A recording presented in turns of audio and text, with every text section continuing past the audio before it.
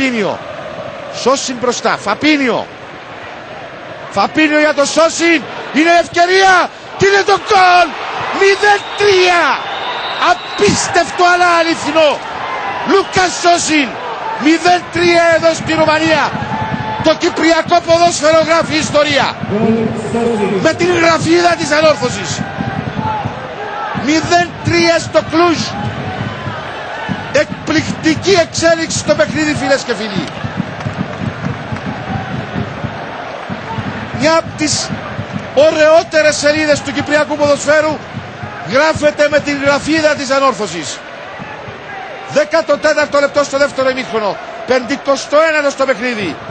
Λούκας Σόσιν εδώ. Απ' την υπέροχη παλιά του Φαπίνιο. Θα κάνει το 0-3. Θα νικήσει τον Στατσόγιου.